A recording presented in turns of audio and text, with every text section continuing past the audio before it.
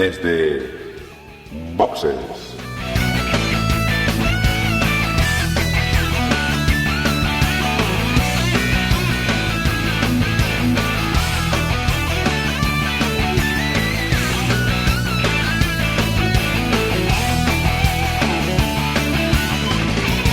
Muy buenas y bienvenidos a Desde Boxes Podcast, un podcast de Fórmula 1 hecho por y para aficionados, y por fin estamos aquí en esta nueva temporada. No es que estemos contentos de que nosotros mismos estemos aquí, que también, sino que eso significa que el próximo domingo hay carrera. Concretamente en Australia se inicia una temporada repleta de cambios, no tanto de normativa, pero sí pues pilotos, escuderías, coches, motores. Tenemos muchas cosas de las que hablar y para ello... Bueno, pues para ello en realidad hoy somos el mínimo como un múltiplo para poder hacer el programa. Siempre está aquí. Emanuel, muy buenas noches. Hola Gerardo, ¿qué tal? ¿Cómo vamos?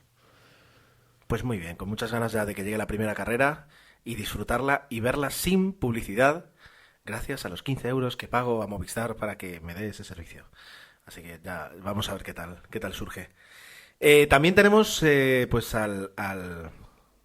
podemos decir que se estrena esta temporada con nosotros, aunque es una ya reputada eminencia en el podcasting. Bueno. Juan, muy buenas noches. Muy buenas noches. Nada, pues yo también estoy deseando, aunque yo voy a seguir teniendo publicidad. No me he pasado a Movistar, pero bueno, esperando ya que llegue el próximo fin de semana y a disfrutar. Desde luego vamos a disfrutar. Hombre, hay un momento que hay mono, ¿no? Y en esta carrera siempre es divertido pues ver cómo se confirma si lo que hemos visto en pretemporada o los tiempos que se han hecho son reales, dónde está cada escudería, etcétera, etcétera. Bueno, pues tenemos algunas noticias, además de los resúmenes de los test de pretemporada, y concluiremos, como siempre, con un resumen de lo que nos vamos a encontrar en Australia. Así que, como tenemos mucho que hablar, dejo ya la introducción y comenzamos.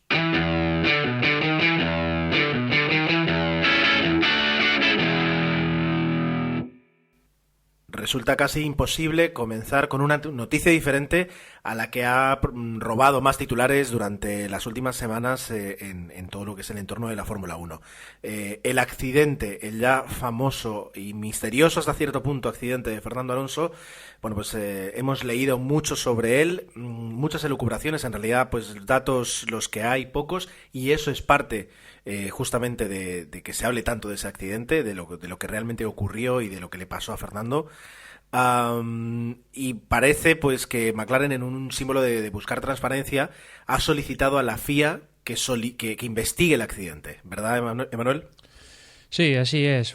Esto digamos que ya un poco forma parte del protocolo, ¿no? Siempre que hay un poco un accidente así más peliagudo, pues digamos que a petición del equipo, pero digamos que también la FIA, también a petición de los pilotos y tal, pues abre una investigación y bueno, pues eso es lo que está haciendo, ¿no? Y a raíz de un accidente que no sé si es porque es Alonso, que es, digamos, y toda la expectación que conlleva, pues que ahora está en un equipo con McLaren Honda, esta asociación que que regresa después de la década de los 90, no sé qué, pero o sea, en la prensa se ha pasado de sacar solo ha faltado sacar una teoría de que han aducido a Alonso o algo así, porque bueno,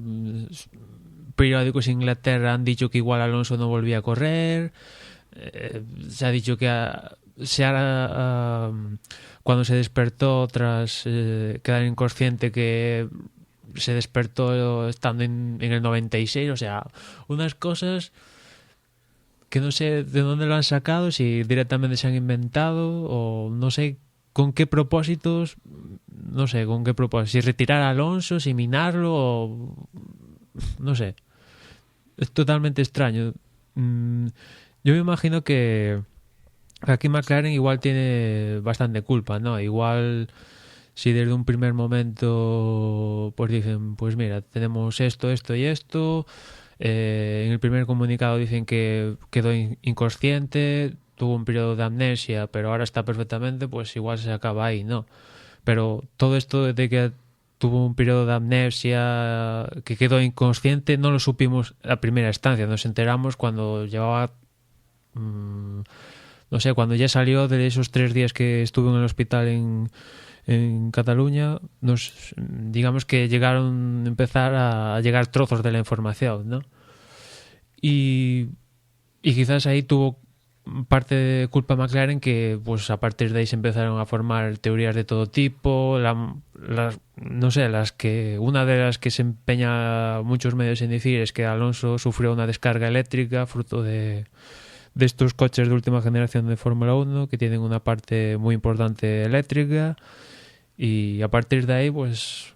Y eso encima sumado a que no hay imágenes, o sea, las imágenes que hay pues son de 4 fotos, un vídeo de escorzo de Vettel que iba detrás de Alonso y una imagen supuestamente con poca definición del circuito interno que tiene el circuito. Sumado todos esos ingredientes ha dado un caso extraño. Yo creo que lo que tú comentas es más clave. Es decir, la primera información que llega del accidente es que Fernando está perfectamente y que va a pasar noche en el hospital por mera precaución. De ahí a que pasara 3 noches, a que incluso en la foto que colgaron de él, pues levantando el pulgar, vestido de hospital, los expertos, los enfermeros, pues enseguida se dieron cuenta de qué es lo que tenía entubado y qué es lo que le estaban haciendo. Desde luego no es un simple procedimiento por precaución, sino que realmente es un examen exhaustivo para ver qué es lo que ha ocurrido.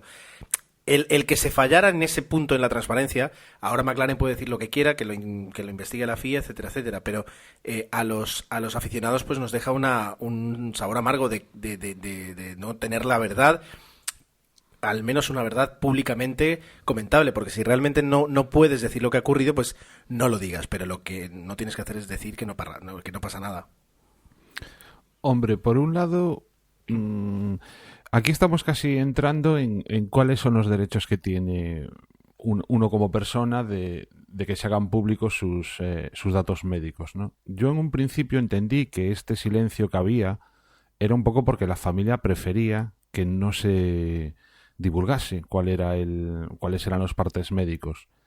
Lo que casi ya también nos hace plantearnos hasta qué punto una figura tan pública como puede ser Fernando Alonso se puede permitir ese lujo, ¿no? El de dónde empieza y dónde acaba su privacidad como persona, ¿no? Y está claro que si hubiésemos tenido partes médicos desde el principio, pues probablemente nos hubiésemos ahorrado buena parte de todas estas estupideces que hemos estado escuchando estos días. También es cierto, bueno, yo no es que lea demasiada información relativa a la Fórmula 1, leo un par de blogs y nada más, pero me da la sensación de que toda esta intoxicación vino por parte de prensa que no está especializada en Fórmula 1. Pueden ser prensa deportiva, pero que lo que vieron fue que aquí había amarillismo, carne de cañón y a lanzarse de cabeza. La prensa realmente especializada en Fórmula 1 yo creo que ha podido tener sus dudas, pero no todas estas estupideces que hemos escuchado, que por cierto me pareció estupenda, ¿no? La reacción que tuvo Fernando Alonso hace unos días invitando a la gente a que publicase en Twitter algo así, era con el hashtag ¿dónde te has despertado hoy? ¿No? Un poco. Exacto. Una forma divertida de negar todas, o sea, de no entrar al trapo en esas declaraciones, pero sí de alguna manera contestarlas y dejar claro que todo era inventado por la prensa. No, sí, desde luego amarillismo en cuanto a esta noticia ha habido a raudales, ¿no? O sea, no sé qué intención hay.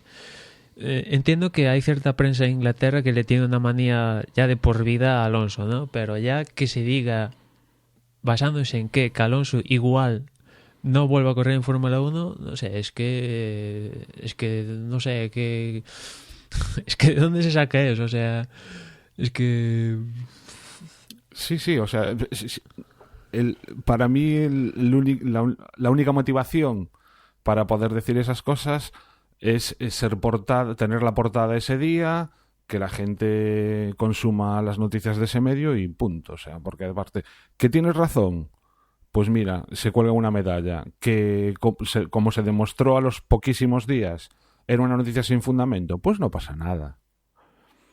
O sea, no es solo cuestión del periodismo deportivo, ¿no? Yo creo que es un problema que tiene la prensa en general a día de hoy. Importa mucho más el vender que el informar con veracidad. Y después, en cuanto a las causas del accidente, yo imagino que si fuera algo tan sumamente grave como una descarga eléctrica, ostras, esto es tan grave como se llame Honda, se llame McLaren, se llame Ferrari, lo que sea, vamos, esto, o sea, es de sentido común.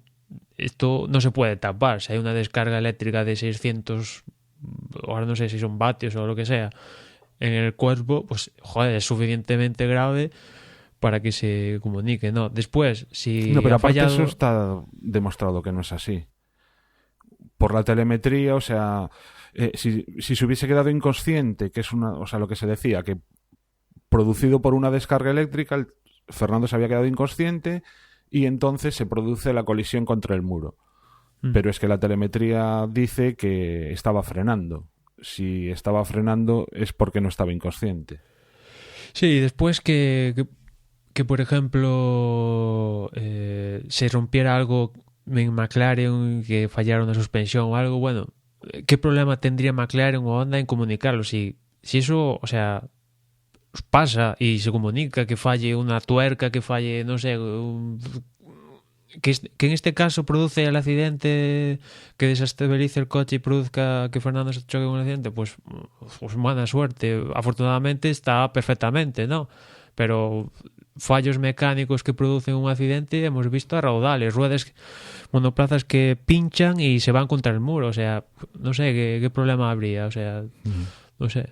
Es que al final McLaren sacó la versión oficial, que es vino una racha de viento, desestabilizó el coche, Fernando perdió el control y fue a caer contra el muro interior, y si ahí se dieron a la raíz de ahí unas circunstancias de que el monoplaza, pues digamos que no se desintegró como igual suele pasar, ¿no? Que se rompe en 1000 pedazos y eso hace que absorbe parte de la energía. En este caso pues se rompió, pero menos de lo habitual. Y eso hizo a su vez que parte de la energía con más virulencia se transmitiera al piloto en sí, ¿no? Y fruto de eso, pues, la inconsciencia de Fernando, ¿no? No, pero bueno, yo tengo entendido que, por lo que estuve leyendo, que realmente lo sedaron. O sea, que el tío, después del accidente, estaba consciente y antes de trasladarlo al hospital, lo sedaron como un procedimiento habitual en estos casos. Pero bueno, de todas maneras, yo creo que es especular, ¿no? Y precisamente con lo que nos tenemos que quedar es pues con la circunstancia, ¿no? Que por lo que sea ha habido un accidente, probablemente fuese el viento, quizás fuese un error de conducción de Fernando, parece que lo que no ha sido fallo mecánico, por lo que dice McLaren, y estoy de acuerdo contigo en que no creo que tuviesen que mentir para nada en esto, más y teniendo en cuenta las circunstancias, que son unos test, que es un coche nuevo, que están probando el motor, y bueno, que ya sabemos cómo le ha ido a McLaren, ¿no? En estos test. Sí, es que en pista, en Gran Premio, hemos visto cosas rarísimas que dices inexplicables, ¿no? No sé, Juan, si te acuerdas en China hace años cuando un Toro Rosso de repente se le levantaron las ruedas delanteras. Sí. En una, o sea, y eso es extrañísimo. Tiene unas causas ahí que provocaron esa explosión de las dos ruedas, pero, o sea, es como de ciencia, es de videojuego, ¿no? Pero pasa en la realidad y a mí me parece más extraño, o sea, extrañísimo comparado, bueno, que quizás lo más extraño de esto es que como no hay imágenes... Claro, estamos tan acostumbrados a ver las cosas tan de cerca y tener tanta información desde no sé cuántos ángulos, que para una vez que ocurre algo y eso, pues prácticamente no tenemos testimonios gráficos, empiezan las especulaciones.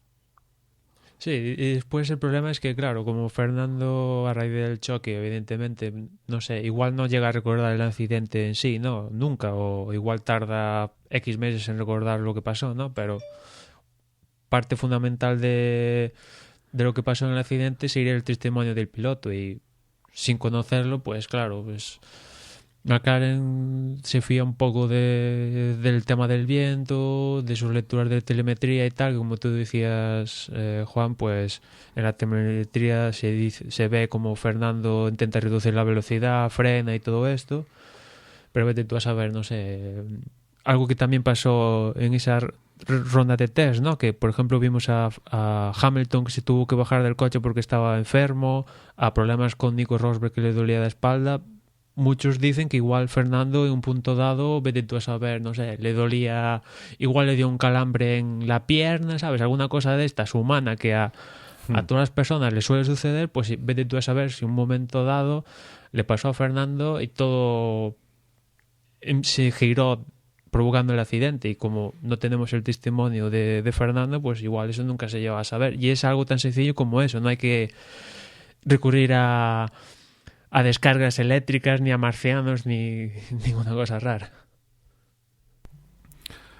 Bueno, yo ya digo, creo que con lo que nos tenemos que quedar es con que Fernando está bien, no corre, no lo veremos correr en Australia por precaución, pero que para Malasia ya lo tendremos al volante del McLaren, que yo creo que todos tenemos ganas. Y el beneficiado de todo, Magnussen. Sí, esa es la otra pata de la noticia, que fruto del accidente, pues por precaución médica más que otra cosa, porque incluso Fernando quería hacer la última ronda de test, ¿no? Fíjate tú. Sí, y por sí. supuesto hacer la primera carrera, pero pues por precaución médica le dijeron que si si llegara a tener un accidente en Australia, pues le podía provocar daños permanentes y tal. Y viendo que es la primera carrera, que el coche, el rendimiento de la escudería, pues tampoco es muy allá.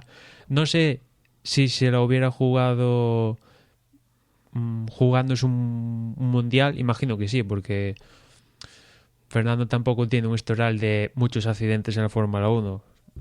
Sus hospitalizaciones, ahora no me sale la palabra, bueno, Hospitalizaciones. exactamente, por causa de un accidente. Yo recuerdo la de Brasil en el 2003 y poco más. O sea, y accidentes, no sé, 5 o 6 accidentes en toda la trayectoria deportiva de Fernando, con lo cual, si fuera un gran premio donde se jugara el mundial, pues igual lo veríamos en pista, pero teniendo en cuenta que es la primera carrera, que igual sale la primera vuelta del Gran Premio y abandona porque el coche peta, pues no me la voy a jugar.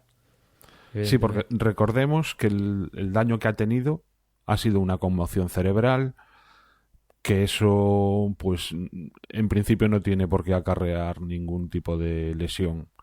Y si no va a correr ahora en Australia, es única y exclusivamente, como explicabas, porque si volviese a tener un accidente, volviese a tener una conmoción, el poco tiempo que ha transcurrido entre el anterior, pues sí que ya podría agravarse el pronóstico. Y simplemente eso, por precaución no va a correr. Sí, y después también va a ser destacado que vuelve en Malasia, que en Malasia ya sabemos cómo son las condiciones de mucha humedad, bastante temperatura. Va a llevar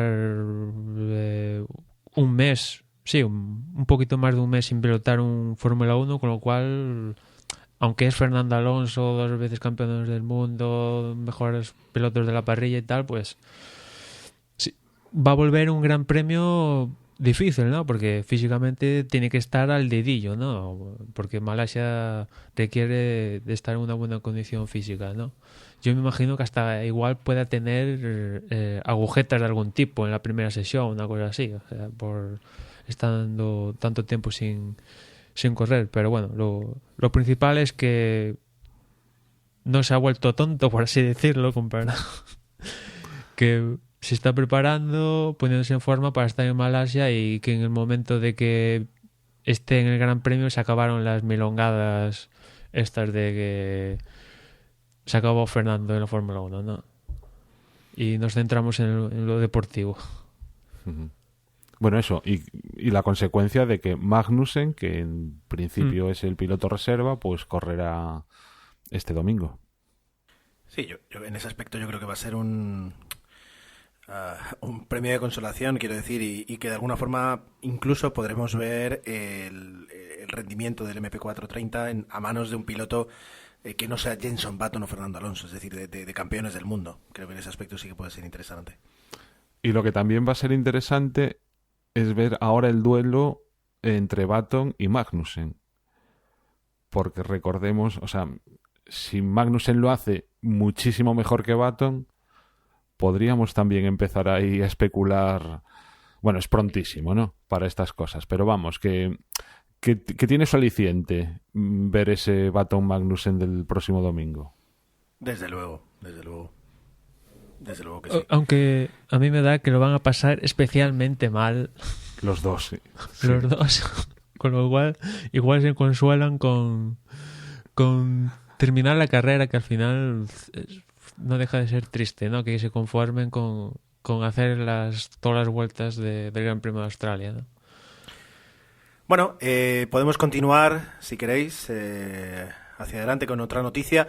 Otra noticia de estas que te gustan mucho a ti, Emanuel, y es que la Fórmula 1 rechaza introducir grandes cambios en el reglamento de 2016. Es decir, finalmente, en la reunión que tuvo a cabo hace unas semanas, no hubo unanimidad de las escuderías para aceptar esos cambios y como mínimo esos grandes cambios quedan postergados al año que viene, a 2017, donde además coincidirá con el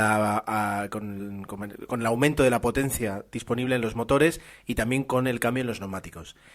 ¿A qué grandes cambios se refiere, Emanuel? De hecho, en la reunión no hubo ni mayoría, que en el momento que se produjo la reunión, con simple mayoría valdrían. Hay Mercedes, que bueno, aparte de Mercedes, pues está en Force India, Lotus y Williams. Esos 4 equipos, gracias a ellos, pues se bloquearon este tipo de medidas, ¿no? Y las medidas son básicamente pues aumentar la anchura del monoplaza. Hace años creo que hasta la fecha que eran 2,5 metros y se redució unos, creo que 10 o un poquito más. Pues la idea es volver a esos monoplazas de antaño un poquito más anchos, aumentar también la anchura de los neumáticos. Y después está el tema del motor, que quieren, bueno, se barajaba la opción de un motor V8 biturbo que quería Ecclestone y que supuestamente estaba apoyado por Ferrari. Y bueno, pues entre otras Mercedes pues le dijo que no, que con estos V6 1.6 turbo son capaces de hasta llegar a los 1000 caballos, que es un poco lo que se pretende. Que estos motores, bueno, tener como sea 1000 caballos, pues Mercedes está seguro de que pueden alcanzarlos con esta arquitectura de motor y pues eso, ante la falta de acuerdo para este 2016, a partir de ahora ya tendría que haber unanimidad, pero como sabemos que unanimidad en la Fórmula 1 es imposible, pues y aparte los propios equipos decían que claro, ya que hicieron el cambio el año pasado, quieren tener cierto margen de, no sé, para ajustar costes, no disparar otra vez los famosos costos y que se vaya todo al garete, que ya estamos en una situación muy complicada, ¿no? Y se espera que todos estos cambios, pues igual los neumáticos para el próximo año igual sí que llegan a un tipo de acuerdo. Os acordaréis de esa rueda que probó en unos test Lotus en el que se reducía el perfil de la rueda. Igual podemos ver algún tipo, pues ese tipo de rueda, ¿no? Con más pulgadas, reduciendo el perfil. Pero lo que son cambios más drásticos, tipo de motor, hasta mínimo el 2017, no, supongo que no veamos. Y seguramente esos cambios pues serían que se mantendría la arquitectura, los V6 turbo, pero en vez de no habría límite de combustible, tanto en el flujo como en la cantidad por gran premio, ¿no? Ya sabemos que hay 100 kilos para hacer toda la carrera y hay un un límite de 100 por hora, de 100 kilos que se pueden combustir por hora, y que esas limitaciones para llegar a los 1000 caballos pues las eliminarían. Sí, pero un poco también se decía que era mejor esperar precisamente a que haya ese aumento de potencia a realizar los otros cambios, ¿no? Que económicamente saldría sería más lógico, ¿no? Con toda esta política de ahorro de costes.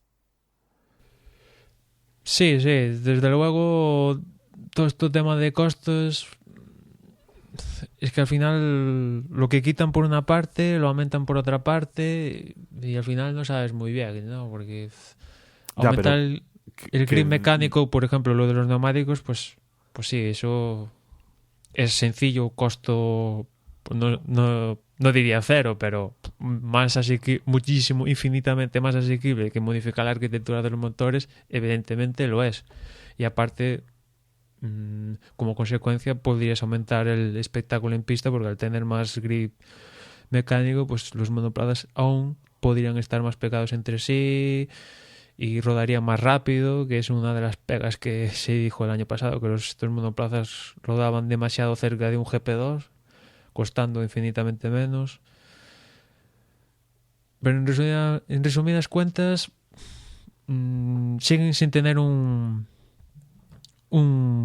patrón, un plan de aquí a 10 años, que tampoco es tanto, de cómo quieren hacer las cosas. Siguen cambiando cosas a salto de mata y a verlas venir. Y no se puede actuar así, porque hay unos equipos que tienen que planificar sus cosas, que tienen que recibir su dinero, que hay unos sponsors que según cómo esté el equipo pues ponen la pasta, no ponen la pasta, y hay unas televisiones que pagan unas cantidades inimaginables de dinero y quieren tener audiencias, y para tener audiencias hay que tener un poco de espectáculo, que quizás ahora no lo estamos viendo porque un equipo lo sabe hacer mejor que el resto y tal, pues sí, realmente hay un equipo que sabe hacer, que lo está haciendo mejor, ¿no? Pero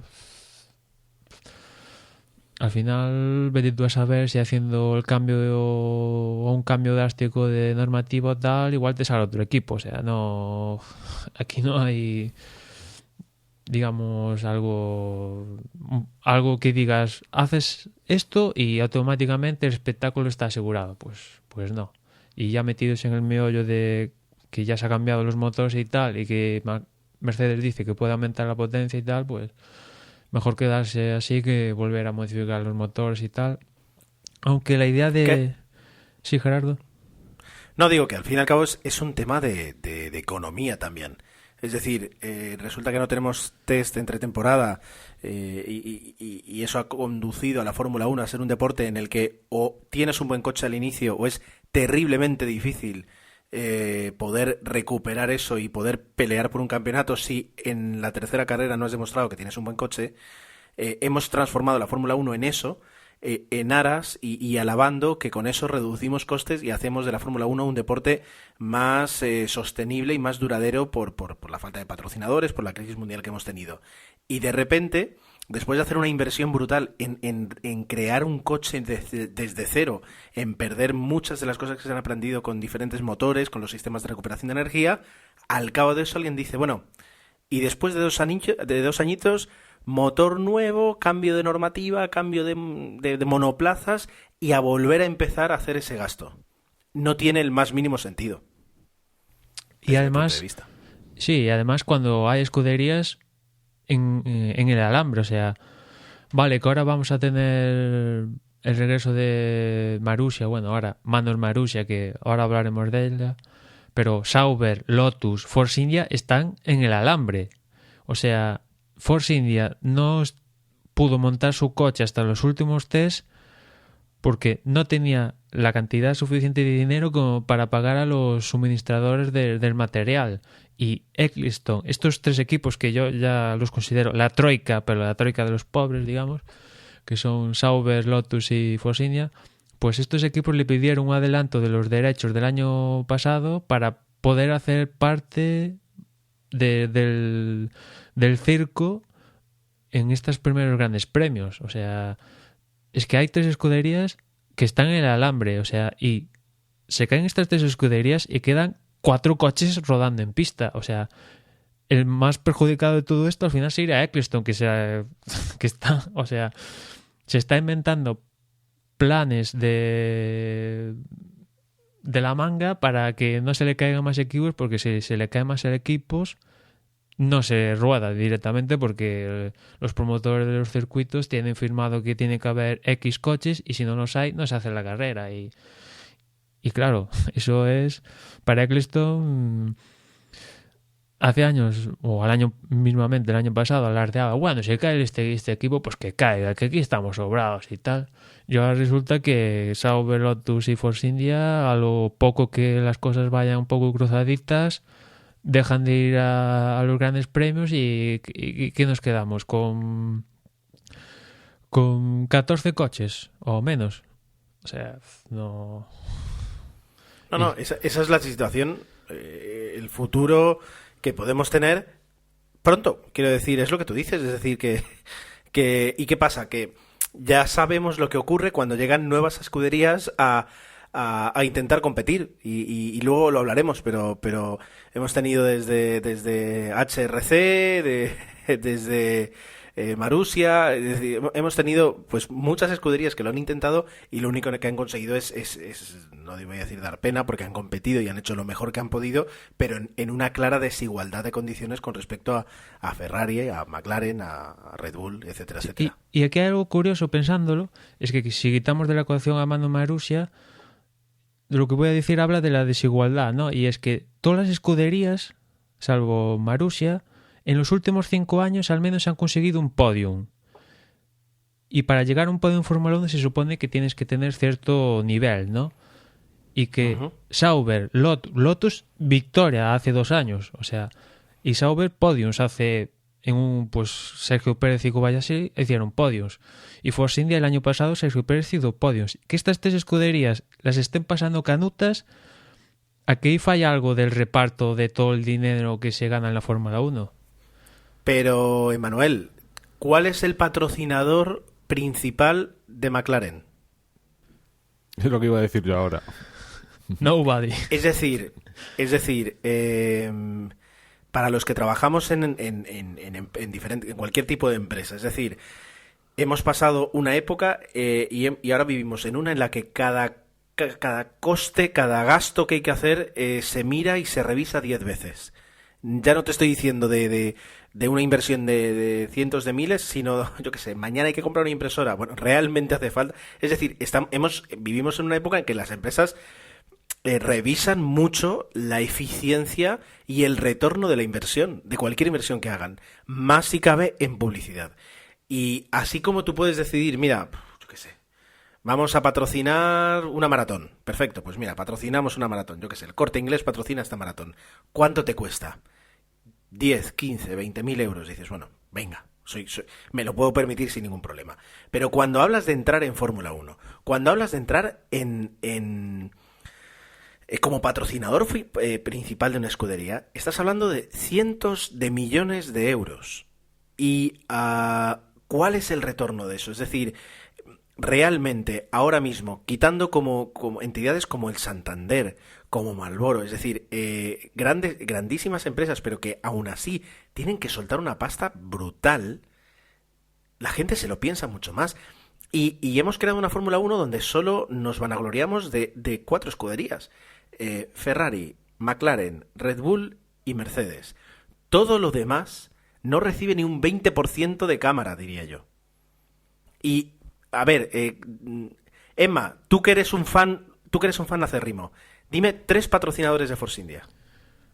Pues te digo, los mexicanos, o sea, Claro, Telmex y ¿sí? Todo esto.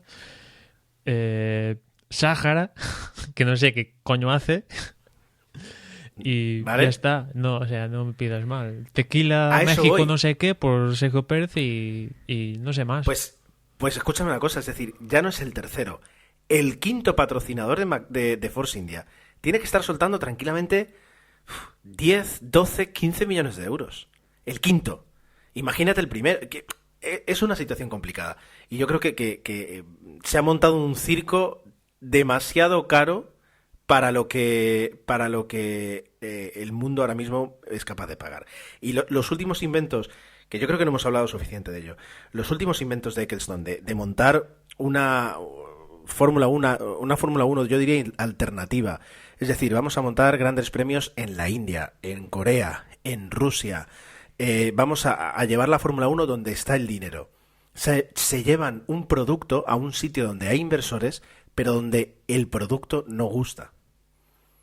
Y eso es un problema. Entonces, justamente en el podcast de escudería que grabamos hablábamos de Rush y veías un poquito lo que era la Fórmula 1 en los años 70. Si se mataban, era espectacular cómo se podía uno matar con muchísima facilidad. Pero te das cuenta de la diferencia de costes que ha tenido este deporte. Es decir, se ha catapultado a una dimensión diferente. Que el negocio es demasiado caro, vamos, eso estoy contigo al 100%, firmo donde quieras. Pero hace años igual tendría sentido, ¿no? Pero ahora es normal que Ferrari, con los resultados deportivos que ha tenido, es normal que reciba más dinero del organizador que, por ejemplo, el que ha ganado el título. Sea Ferrari, que lleva toda la vida en Fórmula 1, vale. Pero, o sea, ¿cómo es posible eso? Que Ferrari, que el año pasado creo que ha quedado cuarto en el Mundial de Constructores, reciba menos dinero que Mercedes, que ha arrasado, que ha ganado menos 3 carreras todo, que ha hecho poles, menos una ha hecho todas las poles, reciba menos dinero del organizador que Ferrari. Yeah. O sea, tiene que haber un reparto más equitativo y eso a la larga habría más dinero para que otras escuderías pues puedan tener cierto nivel, porque, a ver, Mercedes va a tener dinero siempre, salvo, no sé, que mañana caiga un meteorito. Ferrari va a tener dinero siempre, salvo que mañana caiga un meteorito. Red Bull va a tener dinero siempre, salvo que caiga un meteorito. McLaren, bueno, va a tener dinero siempre, salvo que caiga un meteorito que igual cae, ¿no? Y Williams, y a partir ya de McLaren, ya digamos que la cosa se complica. Williams, Force India y todo esto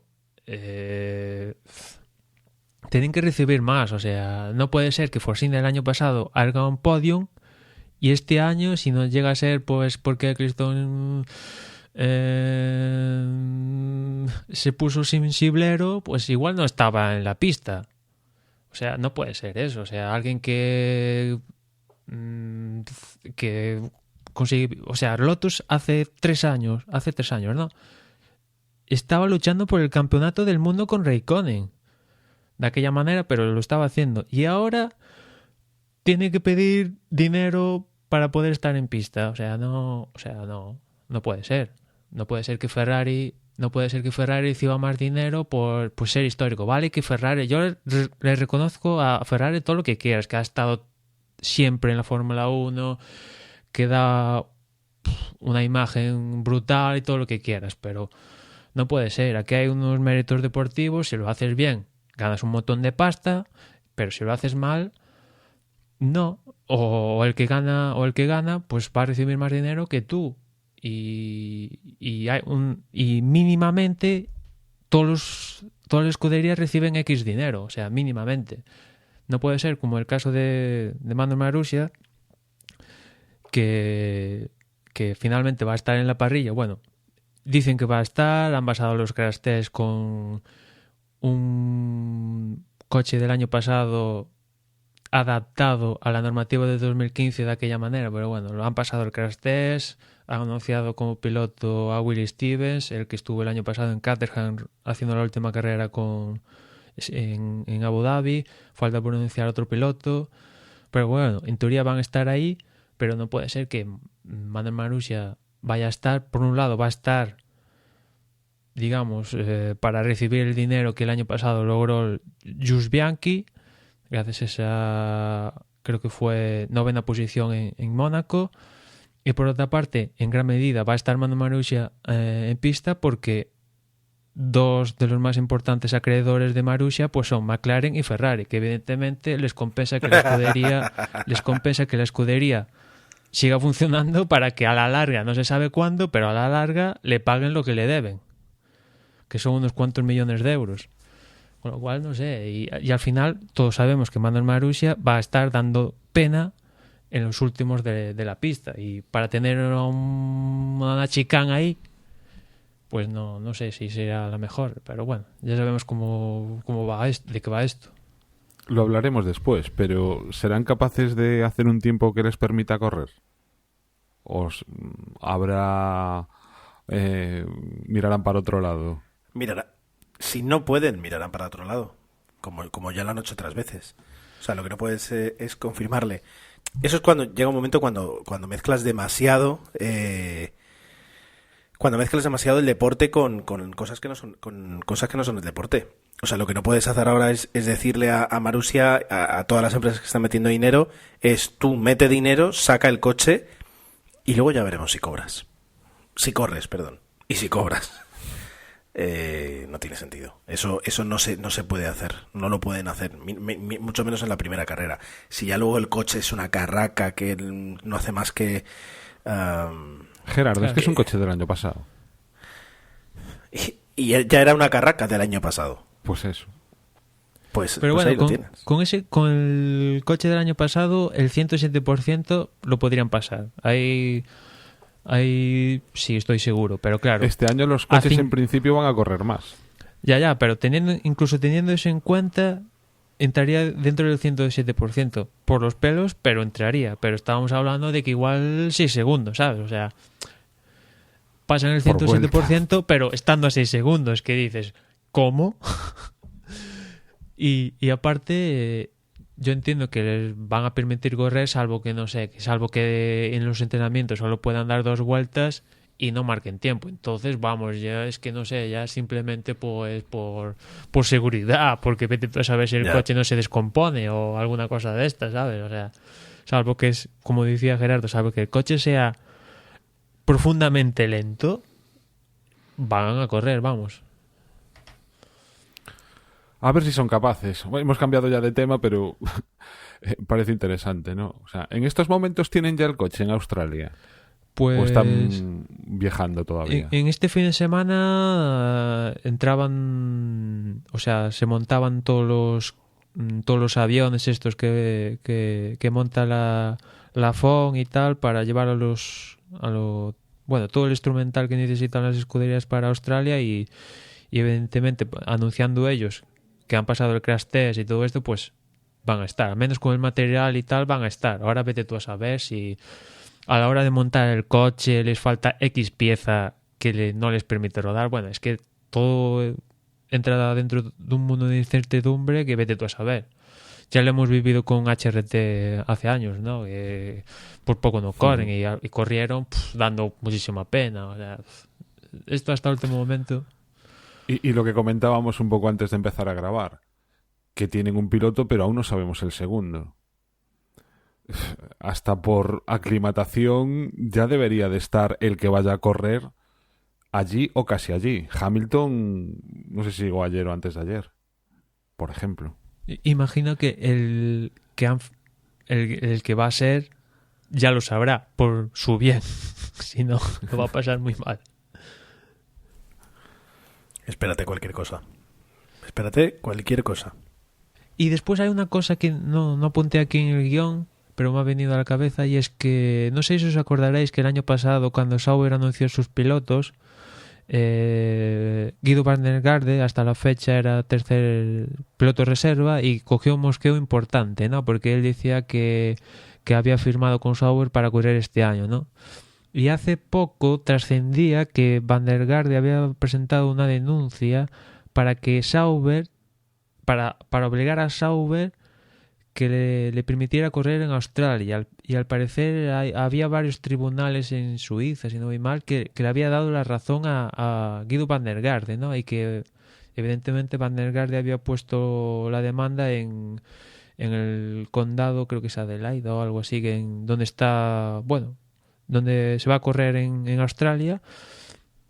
Y esto es algo que se tiene que dirimir en los tribunales, pero no dejaría de ser curioso que un tribunal obligara a una escudería a permitir que corra otra y después el piloto, no sé con qué ánimo, se subiría en un monoplaza que sabes que la escudería no quiere que corra. O sea, me parece una situación tan de película, pero que únicamente puede pasar en la Fórmula 1.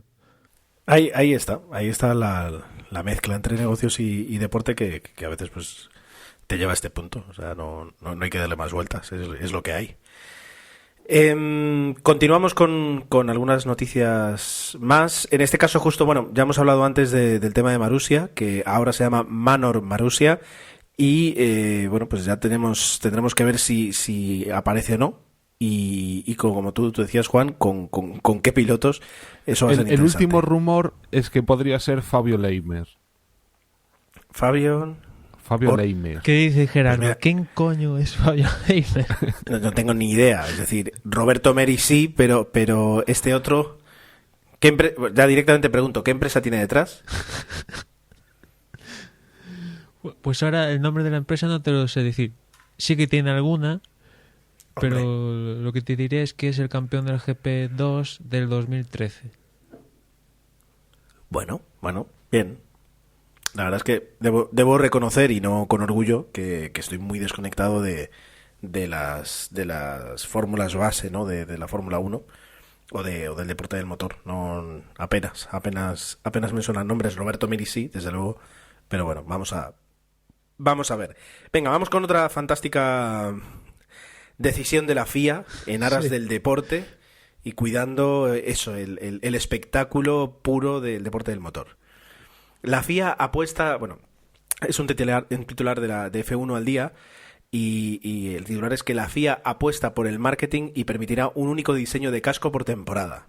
Es decir, lo que hacía, y poner aquí como ejemplo en la entrada de F1 al día, Sebastian Vettel, que lleva más de 60 diseños de cascos desde que se inició en la Fórmula 1, pues esto se acaba. Es decir, lo de los casquitos especiales... se para. En un principio, pues, ¿cuál es la justificación? Pues permitir que los espectadores reconozcan mejor a los pilotos, es decir, que enseguida vean un Red Bull y ya sepan quién está en ese coche, o vean un Ferrari y ya sepan si es Sebastian Vettel o no. Entonces, eso tiene parte de razón, aunque realmente lo estábamos discutiendo antes de empezar a grabar.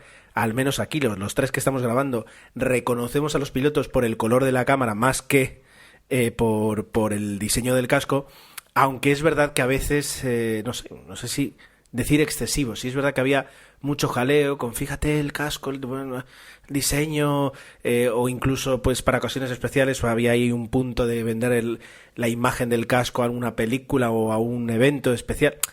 No lo sé, es decir, no creo que sea la decisión más necesaria que tenía la Fórmula 1, tampoco me parece mal, pero tampoco me parece, quiero decir, que cada uno haga con el casco lo que quiera, ¿no?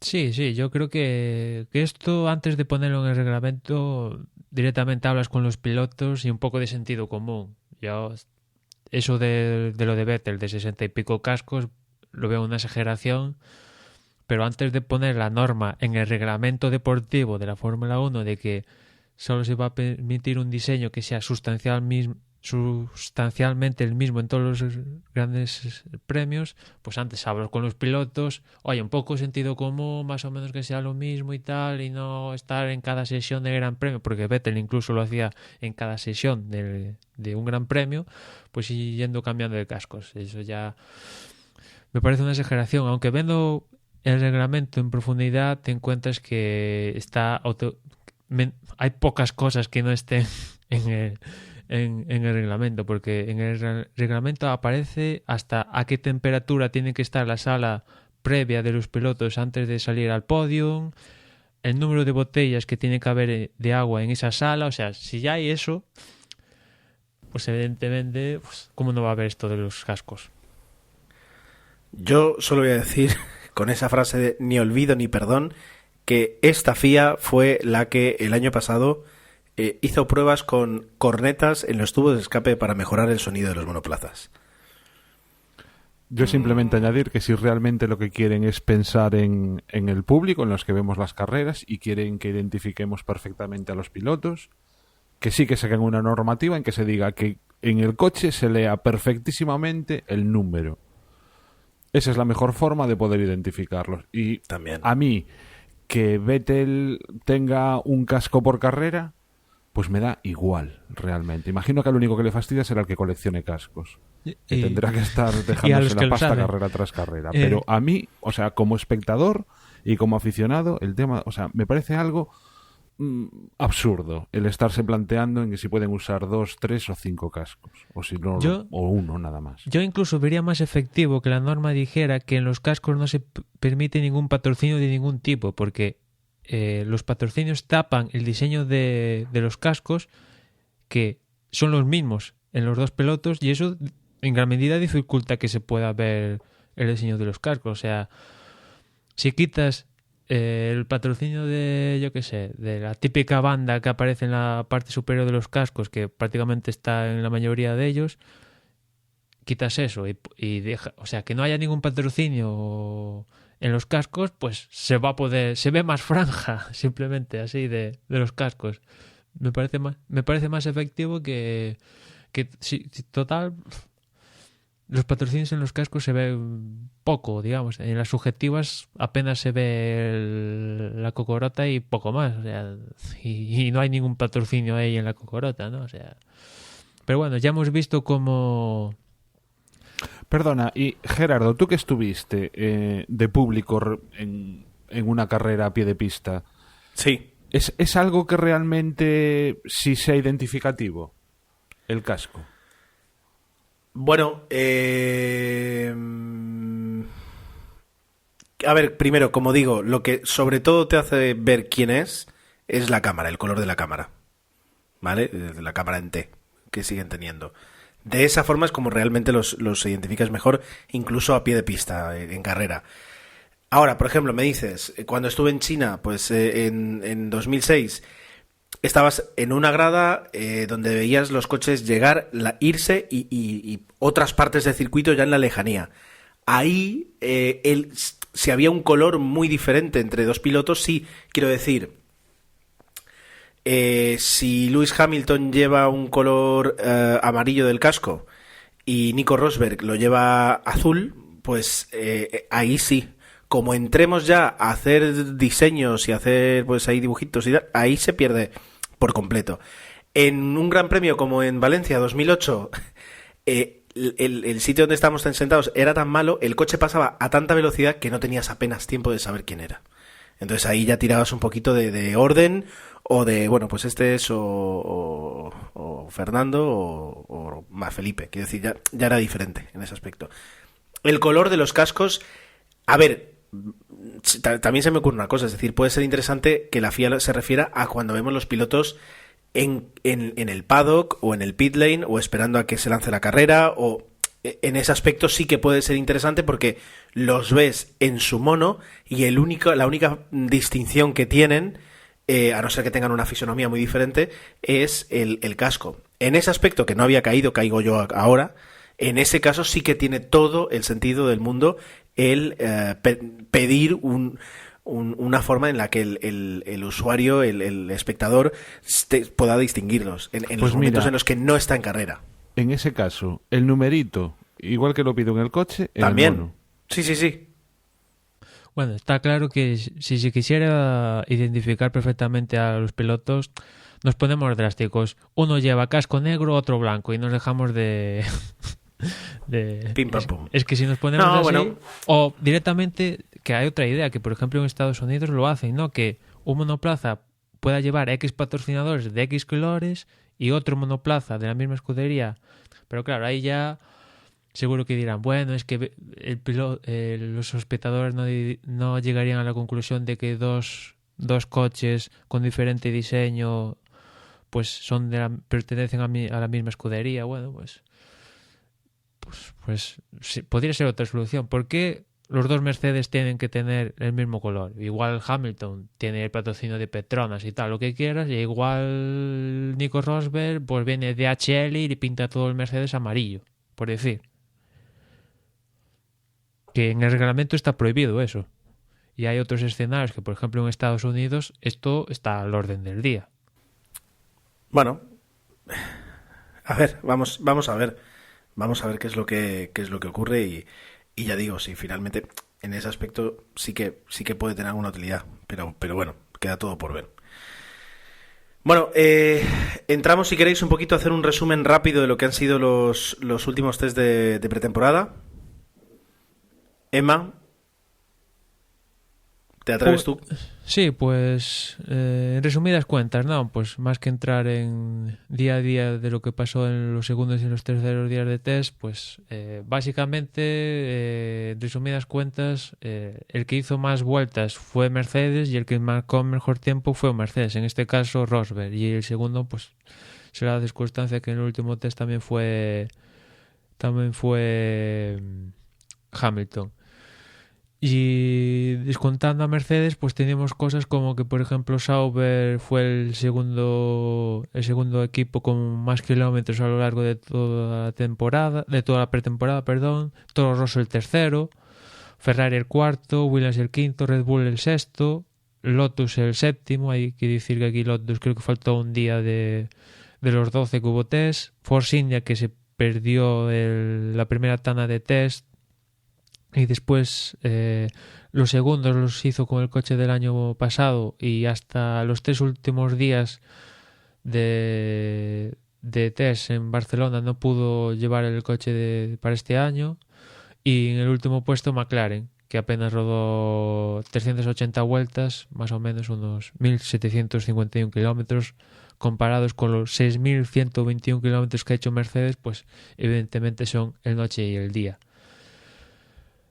Y no sé cómo lo veréis vosotros, más que los tiempos, quizás más importante el número de vueltas, ¿no? Pues más o menos te voy a decir dónde puede estar cada uno, ¿no? Está claro que todo el mundo coincide que Mercedes está en otro mundo. Después pondrían a los Williams.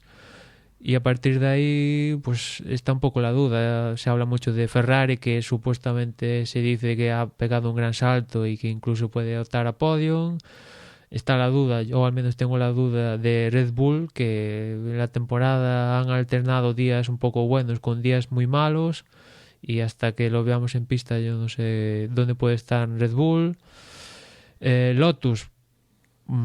Parece que han salido del sótano del fracaso del año pasado y parece que pueden estar dando la pelea.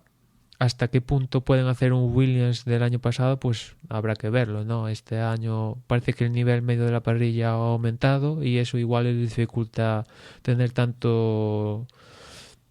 estar tan beneficiado como el año pasado lo estuvo Williams, ¿no? Después Toro Rosso, que presenta dos novatos como Verstappen y Carlos Sainz. Básicamente se han dedicado a hacer un montonazo de vueltas. Y en cuanto a tiempos, pues habrá que comparar, ¿no? Porque yo incluso viendo la pretemporada de Red Bull no dudaría en poner a un Toro Rosso quedando en carrera por delante de un Red Bull, ¿no? Que algo que nos sucede desde que Vettel estaba en Toro Rosso. Force India dio una buena impresión al final, sobre todo en el número de vueltas, porque en 3 días se marcó 300 y pico vueltas, 365 si no voy mal, con el coche nuevo, con lo cual presentar un coche nuevo y hacerse más de 300 vueltas en 3 días sin problemas de fiabilidad, pues es un buen síntoma. Ya en cuanto a la velocidad, pues habrá que ver cómo responde el coche con Hülkenberg y Pérez, que son buenos pilotos, pero digamos que no han llegado a exprimir el monoplaza como han podido hacer el resto. Y después Sauber, pues si Ferrari ha mejorado, pues tiene que mejorar también Sauber. ¿Hasta cuánto ha mejorado Sauber? Pues bueno, pues el año pasado era uno de los monoplazas de la cola, pues no sé, imagino que subiendo el nivel todos de la parrilla en general, pues imagino que al final Sauber, pese a mejorar, estará más o menos a las mismas alturas, ¿no? Y después quedaría un poco la duda de McLaren, que no, como comentamos al principio del podcast, pues ellos casi se conforman en las primeras carreras con acabarlas, y en cuanto al rendimiento, pues están hablando de que cuando lleguen a Europa, la carrera de Mónaco, una cosa así, pues ya digamos tendrán un chasis más definido y la última especificación del motor Honda para lo que sería esta temporada, con lo cual la primera parte de temporada de McLaren es un poco de test, más de buscar rendimiento. y eso vete tú a saber. Igual acaban la carrera y hacen un resultado decente, como igual a los 200 metros peta el coche, como ha sucedido en más de una ocasión en los test. Y ya para acabar os comento un par de datos muy interesantes que hablamos en el Entre Boxes anterior, que cuando nos preguntamos cómo iba a ser el desarrollo de estos motores con los tokens y tal, pues por un lado Toto Wolff decía que los 6.121 kilómetros que ha hecho Mercedes durante toda la temporada han sido con una única unidad de potencia, y Lotus esta semana también decía que esos 4.230 que hizo también han sido con una única unidad de potencia, con lo cual yo llego a la conclusión que más o menos, salvo McLaren con el Honda, más o menos esa debería ser la tendencia de todos. Los Mercedes, por supuesto, imagino. Renault y también ha dicho que llegó a completar un ciclo con una escudería de 5 grandes premios seguidos, con lo cual digamos que todo ese panorama que hablamos de desarrollo de motores, un poco esto les permite desarrollar y utilizar esos tokens hasta último momento, ¿no? Porque marcarse 6.000, un poquito más de 6.000 kilómetros como ha hecho Mercedes con una unidad de potencia, eso serían hacer 16 grandes premios seguidos con una unidad de potencia. Para mí es un dato, o sea, no sé, deben ser los motores de Fórmula 1 más fiables de la historia. Eso por supuesto. Pero ya el dato me parece... O sea, en 2 años, pasar de el año pasado a estas alturas, pensar de que igual no acababa ningún coche el Gran Premio de Australia, a que igual pueden hacer 16 grandes premios seguidos sin problemas.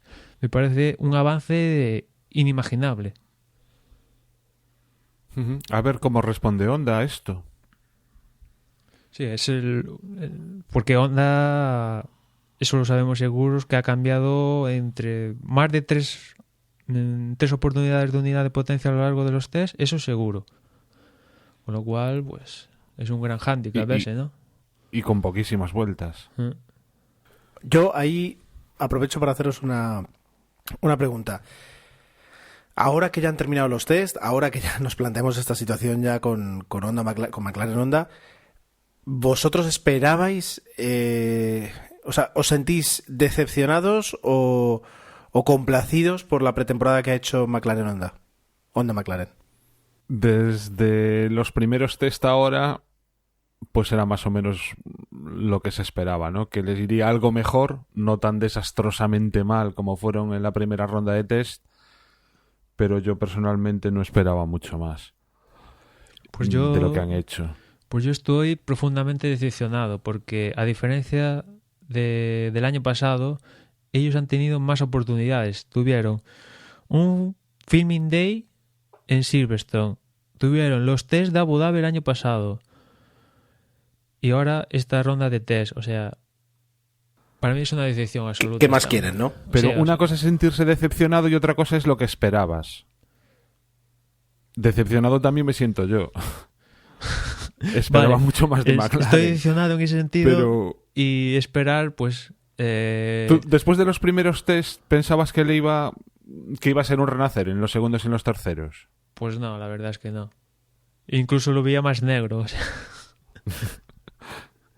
Sí, la verdad es que sí, o sea... cuando empezaron, antes de que empezaran los test, tenía un 5% de decir, bueno, si mañana en Jerez sale McLaren y se marca 200 vueltas en el primer día, acojona, con perdón de la palabra, a Mercedes así a primeras.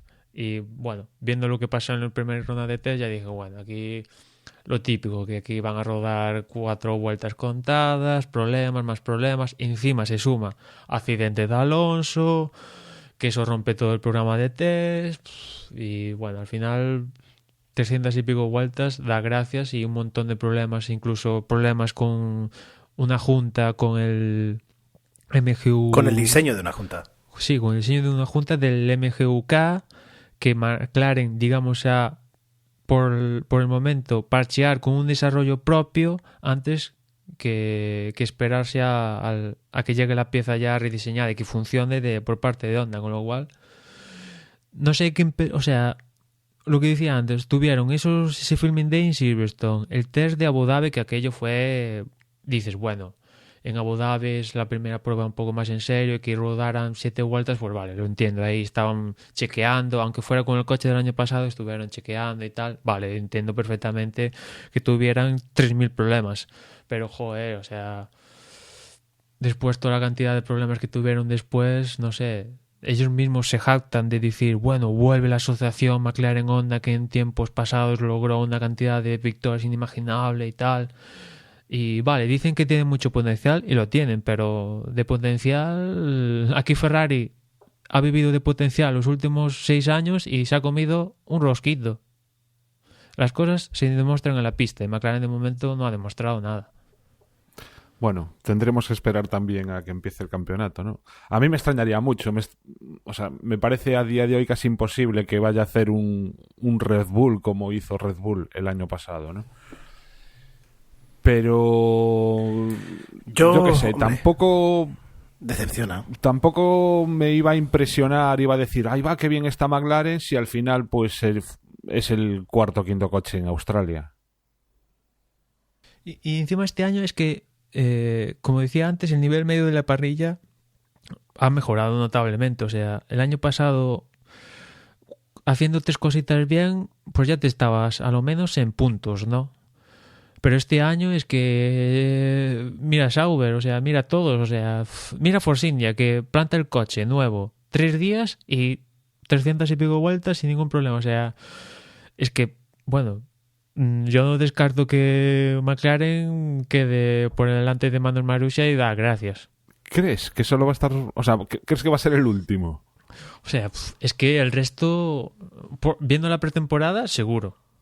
Diría, seguro. Después en carrera, y encima no estando Fernando, que eso resta mucho rendimiento en la escudería, pues... O sea, pero entonces no le das ni la más mínima posibilidad a que suceda lo que sucedió el año pasado con Red Bull. No digo que quede un McLaren tercero. No, yo no le doy pero la un mínima. McLaren quinto, sexto, eso lo descartas totalmente. Yo totalmente. O sea, el nivel medio de la parrilla ha aumentado de una forma gigantesca. O sea,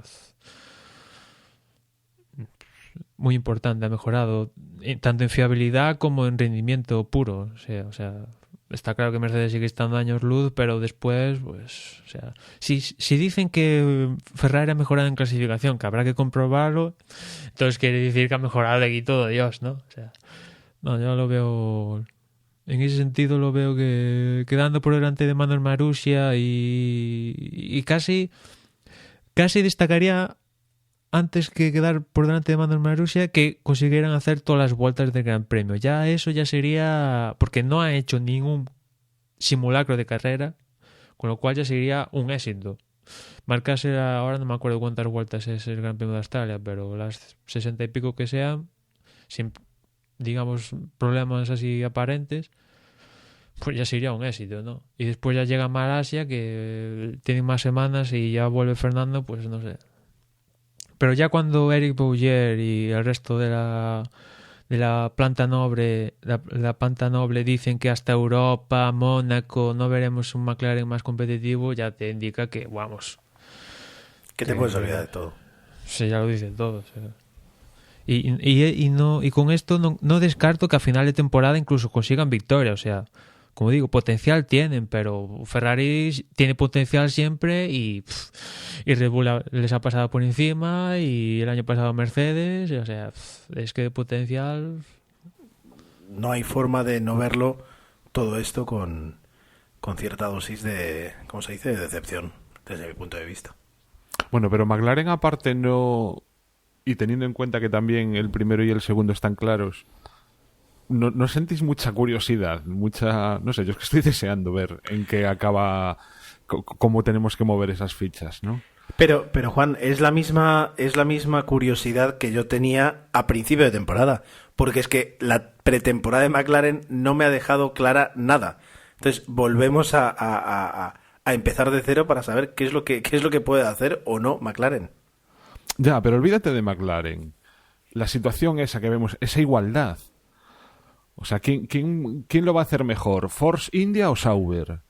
Ah, a ese nivel dices. Claro, o sea, quiero decir que te olvidas de los dos primeros, que está claro que va a ser Mercedes, y dejando un poco aparte a McLaren, todo ese mogollón, yo estoy intrigadísimo. No, eso es verdad, eso es verdad. Yo mi única duda que tengo es con Red Bull. El resto más o menos, si lo comparo con temporadas pasadas a estas alturas, más o menos lo tengo más claro. Quizás es la temporada en la que tenga las cosas más claras. Pero Red Bull, su pretemporada me ha descolocado, ¿no? Y sobre todo se la comparo con Toro Rosso, los únicos equipos que comparten unidad de potencia, ¿no? Mientras Toro Rosso se ha hinchado a rodar, Red Bull, pues lo que decía antes, ha hecho días buenos, sobre todo con Ricardo, y días muy malos, sobre todo con Kvyat. Y me ha descolocado. Un Red Bull que claramente ha pasado sus temporadas dulces y que se enfrenta a una primera temporada sin Vettel, con un Newey que está más pensando en los barcos que en la Fórmula 1, y con Ricardo, que sí, el año pasado fue uno de los mejores pilotos y no tengo dudas con él con respecto a esta temporada, pero un Kvyat que no sé, no lo acabo de ver fino. Igual, vete tú a saber si marca una temporada de campeonato, ¿no? Pero no... ha hecho una pretemporada en la que ha hecho toda la parte negativa de Red Bull, se la ha comido él. Y no me da buenas... Yo hay duelos, una buena corazonada. También dentro de los equipos que tengo muchas ganas de ver cómo se desarrollan. Por ejemplo, en Ferrari, Vettel, Raikkonen. Tengo mucha... A lo mejor luego después de las primeras carreras pues ya parece monótono y tal, ¿no? Bueno, porque se es estelar, vamos. Pero puede haber duelos... decías antes, en Toro Rosso. A ver cómo lo hace Carlos Sainz Jr., ¿no? Con... Otro estelar. También, claro. O Hamilton Rosberg, porque yo aquí en la ecuación, Hamilton está negociando su renovación de contrato. ¿Esto le puede afectar bueno, igual mañana anuncian que han renovado el contrato, ¿no? Pero imaginemos que empieza el campeonato y no ha renovado el contrato. ¿Puede llegar un punto donde se rompan las negociaciones y que Hamilton piense otras cosas que no sea correr y eso le permita a Rosberg ganar? Pues vete tú a saber, ese punto, ¿no? al menos. Hasta ese punto. Y con Hamilton, no sé si lo habéis leído, pero yo he leído unas cifras de renovación de contrato que eso son desorbitantes. O sea, sería el mejor contrato firmado en la historia para un deportista, que no sé si es para tanto para Hamilton, teniendo en cuenta que Mercedes mañana subes a Marcus Ericsson y seguro que te estaría ganando carreras. Ya, pero la diferencia entre subir a Marcus Ericsson y ver si te gana carreras y Lewis Hamilton es que Lewis Hamilton ya te las ha ganado y ya te las gana.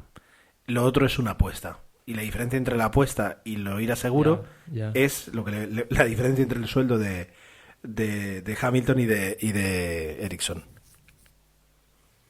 Pero si le firman ese megacontrato que estamos hablando de 200 millones por 3 años, ¿no sería un poco quitarle valor a Rosberg? Que, oye, Rosberg el año pasado, vale, que al final no ganó el título y tal, pero... No, el año pasado Rosberg demostró por qué Hamilton tiene que ganar más en ese equipo. Tenía un taco de puntos de ventaja, ¿eh? Bueno, sí, pero también le falló el coche justamente cuando no hubiera deseado que le fallara. Por ejemplo, me refiero a ese Gran Premio de Singapur que estaba en segunda posición y justo pues porque alguien le pegó un lambetazo a los sistemas electrónicos del volante, pues le falló el coche. Pues fue extraño y se perdió toda la carrera y ahí se fueron parte de su ventaja, ¿no? Bueno, y después está claro que Hamilton supo remediar mejor sus errores que Rosberg. Ahí no te pongo ninguna duda. Que Hamilton fue el justo ganador, bueno, está pues, claro, ¿no? Vamos a ver pero eso ahora. Rosberg... ¿Cuánto le reporta en su nuevo contrato? Vamos a iniciar el final del podcast, si os parece.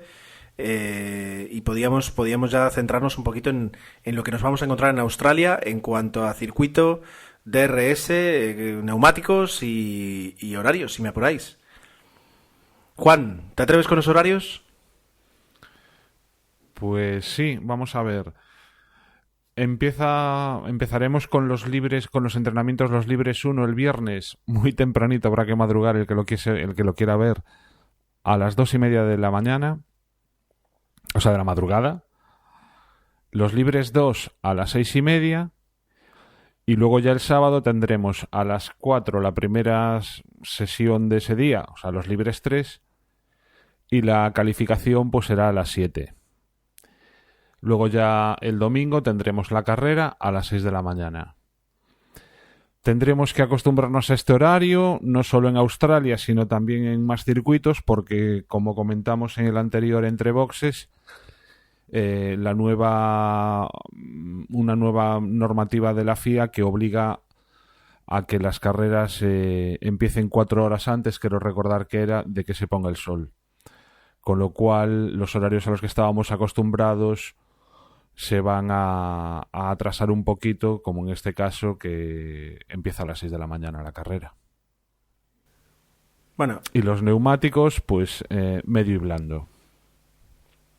la parte positiva del cambio de horario es que si a las 6:15 de la mañana te das cuenta que la carrera va a ser el tostón de la vida, todavía puedes volver a la cama y disfrutar de un par de horitas de sueño antes de comenzar el día.